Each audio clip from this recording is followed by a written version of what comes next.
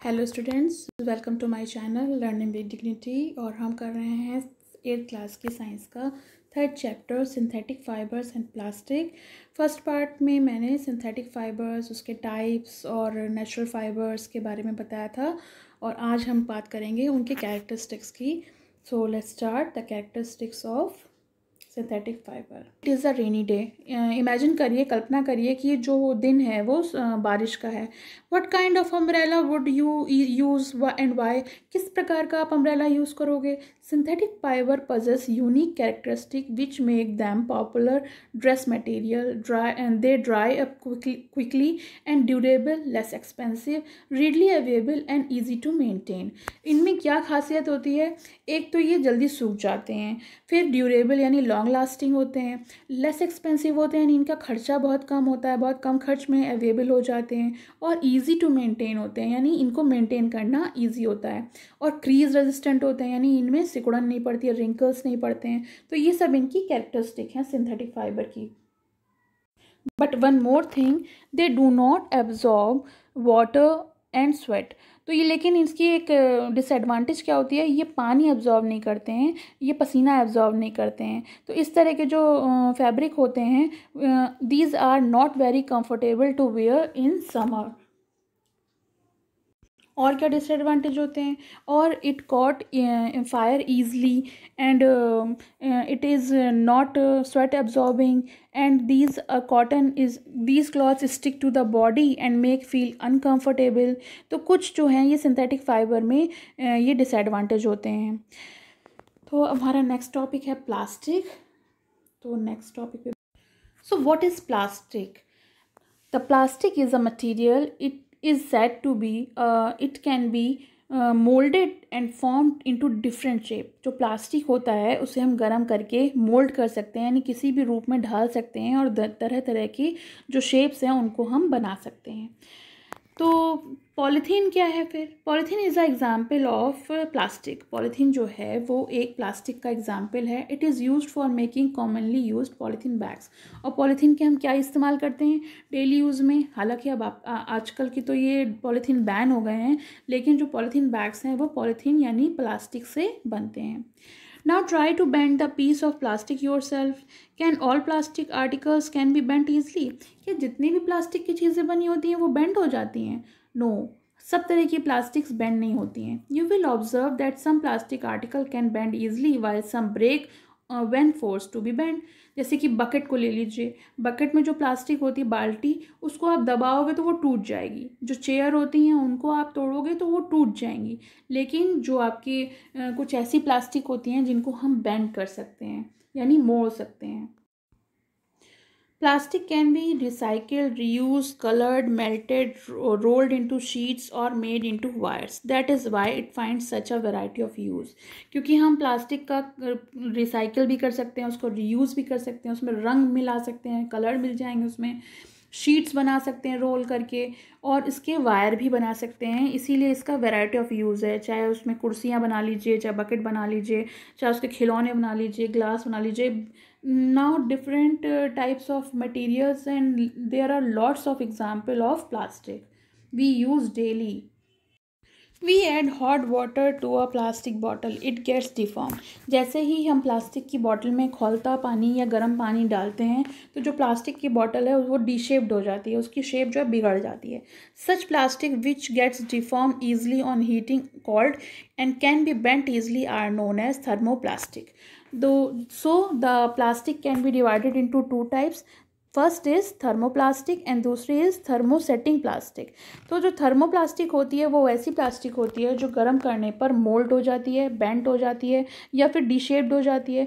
लेकिन जो thermosetting plastic होती है वो कैसी होती है? Polythene and PVC are some example of thermoplastic. There are used for manufacturing toys, comb, various type of containers. तो जो थर्मोप्लास्टिक है वो तो इस्तेमाल की जाती है पॉलीथीन बनाने में, PVC बनाने में, या फिर कुछ एग्जाम्पल ऐसे हैं थर्मोप्लास्टिक के जिसमें हम इस्तेमाल करते हैं खिलौने बनाने में, कॉम मतलब कंघे बनाने में जिससे हम बाल बनाते हैं, और वेरियस टाइप ऑफ कंटेनर्स, बहुत तरीके के विभिन्न प्रकार के कंटेनर्स जिनमें सामान स्टोर किया जाता है वो भी हम थर्मोप्लास्टिक का बनाते हैं। On the other hand there are some plastic which when be moulded once can be not softened by heating, these are called thermosetting plastic. और ये जो है दूसरी तरफ हम बात करें, जैसे सेकंड टाइप है प्लास्टिक का, वो है थर्मोसेटिंग प्लास्टिक, और ये गर्म करने पर जल्दी सॉफ्टन नहीं होती है, वो जल्दी मोल्ड नहीं होती है। Two example are bakelite and melamine. तो ये अगर पूछा जाए कि the give example of two thermosetting plastic, तो answer is bakelite and melamine. Bakelite is a poor conductor of heat, ये बहुत पुअर कंडक्टर होता है हीट का एंड इलेक्ट्रिसिटी, इसीलिए इससे क्या बनते हैं, electrical switch, handle of various utensil. और मेलामाइन जो है वर्सेटाइल मटेरियल है, ये वर्सेटाइल होता है, it resist fire and can tolerate heat better than other plastic. और मेलामाइन जो होता है वो बाकियों के प्लास्टिक के कंपैरिजन में हीट को बहुत अच्छे से बर्दाश्त कर सकता है। It is used for making floor tile, kitchenware and fabrics which resist fire. तो जो माइक्रोवेव में हम लोग किचनवेयर यूज़ करते हैं, किचनवेयर में जो माइक्रोवेव यूज़ करते हैं उसमें जो बर्तन यूटेंसिल रखते हैं वो थर्मोसेटिंग प्लास्टिक के बने होते हैं, या फिर जो फ्लोर टायर्स प्लास्टिक के बनाए जाते हैं उसमें भी इसका इस्तेमाल होता है। और ये जो है वो फायर रेजिस्टेंस होता है, यानी ये जल्दी आसानी से आग का असर इस पर कम होता है, इसीलिए इसके जो बोर्ड हैं, जो हमारे इलेक्ट्रिक बोर्ड हैं उसमें स्विचेस हैं, या फिर वेरियस यूटेंसिल के हैंडल, जैसे हम लोग पैन में चाय बनाते हैं तो उसका जो हैंडल होता है वो थर्मोसेटिंग प्लास्टिक का बना होता है, यानी जिसको हम बैकेलाइट बोलते हैं।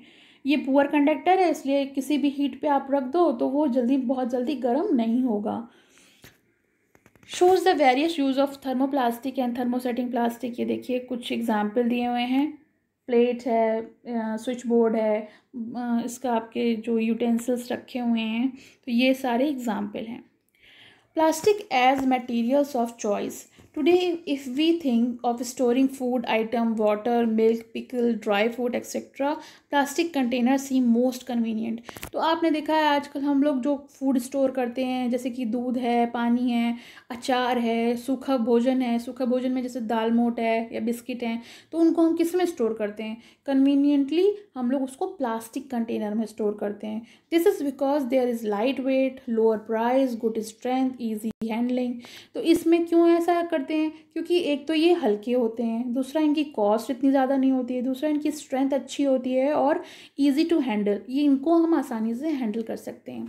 Being lighter as compare to metal, plastic and used in cars, aircraft, spacecraft to.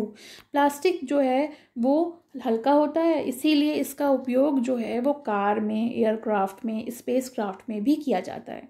The list is endless if we start counting articles like slipper, furniture, decoration piece। यानी जो लिस्ट है वो एंडलेस है, ना जाने कितनी चीज़ें हैं जो हम प्लास्टिक की बनाते हैं, जैसे जो घर में हम चप्पल पहनते हैं, या फिर हमारे घर में जो फर्नीचर है, या फिर जो घर में डेकोरेशन पीस होते हैं, जो हमारे सजावटी सामान होते हैं, तो ये सारे जो हैं वो प्लास्टिक के होते हैं। Now let discuss the characteristic of properties of plastic. अब हम इसकी कैरेक्टरिस्टिक पढ़ेंगे। Plastic is non reactive. You know that metals like iron rusted when left exposed to the moisture and air। मैंने आपको एक लेसन में पढ़ाया था मेटल्स एंड नॉन मेटल्स में, जिसमें अगर मेटल्स को या नॉन मेटल्स को आप हवा के कांटेक्ट में लाओ तो वो ऑक्साइड बना देते हैं, उनमें जंग लग जाती है। लेकिन यहाँ पर जो प्लास्टिक की बात करें तो उसे मॉइस्चर या एयर में के कांटेक्ट में रखो तो उस पर कोई असर नहीं होता, उसमें कोई जंग नहीं आती है, रस्ट नहीं होता है। But plastic do not react with water and air. ये प्लास्टिक जो है वो वाटर और एयर से कोई भी रिएक्शन इसका नहीं होता है। They are not corroded easily, that's why they are use to store various kind of material. इसीलिए इसका उपयोग जो होता है वो बहुत विभिन्न प्रकार के मटेरियल को स्टोर करने के लिए होता है, इंक्लूडिंग केमिकल्स। यानी इसमें हम केमिकल्स भी स्टोर करते हैं, क्योंकि ये तो रिएक्ट करता नहीं है, जैसे कि मेटल्स जो हैं वो केमिकल्स के संग रिएक्ट करते हैं, कुछ एसिडिक होते हैं, कुछ बेसिक होते हैं, तो वो जो रिएक्शन होता है वो उनके साथ होता है, लेकिन प्लास्टिक के साथ नहीं होता है। So you can store chemicals in these containers which are made of plastic. Plastic is light, strong and durable. Talk to your parents or grandparents about the types of bucket that were used in the past. आप बात करिए अपने पिताजी से, अपने दादी बाबा से कि किस तरह की बाल्टियाँ जो थीं वो पहले समय में इस्तेमाल की जाती थीं. What is the material of the bucket mug are using today? और आज जो मटेरियल जो आज आप बकेट और मग यूज़ कर रहे हो उसका मटेरियल क्या है. And what are the advantage of plastic container. इसके बारे में भी बात कर सकते हो कि जो प्लास्टिक कंटेनर है उसको हम क्यों यूज़ करते हैं, उसके क्या एडवांटेजेस हैं. Since the plastic is very light, strong, durable and can be molded into different shape and sizes. क्यों? क्योंकि प्लास्टिक जो है हल्की होती है, मजबूत होती है, ड्यूरेबल, लॉन्ग लास्टिंग होती है और इसे मोल्ड किया जा सकता है अलग अलग तरह के शेप में, साइजेस में. तो इसके बहुत सारे पर्पसेस हैं. That's why plastic is generally cheaper than metals. They are widely used in industries for household articles. Make a list different kinds of plastic container that you use in daily life. और हम इसका इस्तेमाल रोज़मर्रा की ज़िंदगी में भी करते हैं क्योंकि एक तो ये सस्ते होते हैं, ईजी टू हैंडल होते हैं. So it is very useful product material. Plastic are poor conductor. You have learned above that plastic are poor conductor of heat and electricity. हम पहले पढ़ चुके हैं कि जो प्लास्टिक है वो पुअर कंडक्टर होता है हीट इलेक्ट्रिसिटी का. इसीलिए जब कोई हैंडल हम लगाते हैं पैन में जिसमें हम चाय बनाते हैं या फिर इलेक्ट्रिक बोर्ड होता है, ये सब प्लास्टिक का बना होता है. That is why electric wires have plastic covering. इसीलिए जो इलेक्ट्रिकल जो तार होते हैं बिजली के, उनको कवरिंग उसकी कैसी होती है, प्लास्टिक की होती है. हैंडल ऑफ स्क्रू ड्राइवर, जिससे हम लोग इलेक्ट्रिसिटी जो स्क्रू ड्राइवर जो इलेक्ट्रिशियन है स्क्रू ड्राइवर यूज़ करता है उसका जो हैंडल है वो भी प्लास्टिक का बना होता है. तो हैंडल्स में और जो फ्राइंग पैन है उनके हैंडल्स भी इसी प्लास्टिक के बने होते हैं. That means it is poor conductor of electricity and heat. Did you know plastic find extensive use in the health care industry. आपको पता है कि जो प्लास्टिक है उसका यूज़ हेल्थ केयर इंडस्ट्रीज़ में भी होता है. For example their use are very packaging of tablet, thread used of stitching wound, syringe, doctor, gloves and number of medical instrument. मतलब आपको मालूम है, आप जानते हो कि प्लास्टिक का इस्तेमाल केवल पॉलीथीन बनाने या कंटेनर बनाने में ही नहीं होता है, बल्कि जो हेल्थ केयर जो स्वास्थ्य विभाग है उसमें भी इसका उपयोग बहुत अधिक मात्रा में किया जाता है. जो दवाइयाँ हमारी आती हैं उसकी जो ऊपर की पैकेजिंग होती है, कवरिंग होती है, वो भी प्लास्टिक की होती है. जिससे हमारे घाव सिले जाते हैं वो जो धागा है वो भी प्लास्टिक का ही होता है, लेकिन वो मेल्टेबल होता है. सीरेंज जो हैं, डॉक्टर्स के जो ग्लव्स हैं और ना जाने कितने मेडिकल इंस्ट्रूमेंट हैं जो प्लास्टिक के बने होते हैं. Special plastic cookware is used in microwave oven for cooking food. Microwave oven the heat कुक्स the food but does not affect the plastic vessel. मैंने अभी लेसन में पहले बताया कि कुकवेयर में यानी जो खाने के बर्तन होते हैं जो माइक्रोवेव में इस्तेमाल किए जाते हैं वो भी स्पेशल प्लास्टिक के बने होते हैं. उसमें फूड तो गर्म हो जाता है, हीट मतलब जो है एब्जॉर्ब कर लेता है, मगर प्लास्टिक पर कोई भी असर नहीं होता. Teflon is a special plastic on which oil and water do not stick. और टेफ्लॉन जो है वो ऐसा प्लास्टिक है जिसमें तेल या पानी चिपकता नहीं है. It is used for non stick coating on cookware. और ये क्यों इस्तेमाल किया जाता है, जो नॉन स्टिक बर्तन हैं जो जिनमें चिपकता नहीं है खाना, उस तरह के कुकवेयर बनाने में टेफ्लॉन का इस्तेमाल किया जाता है. Plastic and the environment. When we go to the market, we usually get things wrapped in plastic or packed in polythene bags. जब भी हम बाज़ार जाते हैं तो जो भी हम भोजन मिलता है या कोई खाने का सामान मिलता है तो या तो वो प्लास्टिक में लिपटा हुआ होता है, रैप होता है, या फिर उसके अंदर पैक होता है. तो ये पॉलीथीन बैग्स जो हैं वो बहुत ज़्यादा मात्रा में इस्तेमाल होते हैं. क्यों? क्योंकि एक तो ये लिक्विड मतलब इसमें से लिक्विड जो है वो बाहर नहीं आता है. जैसे कि आप दूध का पैकेट ले लो तो जो दूध का मिल्क का पैकेट होता है उसकी कवरिंग किस तरह की होती है, प्लास्टिक की. That is one reason why plastic waste keeps getting accumulated in our home. Ultimately, plastic find its way to the garbage. Disposal of plastic is a major problem. Why? अब आजकल plastic की एक हमारे लिए एक समस्या इसलिए बन गई है क्योंकि ये जो है डिस्पोजेबल नहीं होती है, ये नष्ट नहीं होती आसानी से.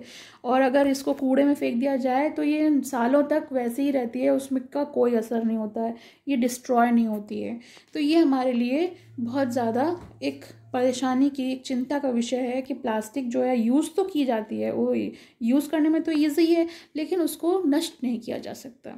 A material which get decomposed through natural possesses such action by bacteria is called biodegradable.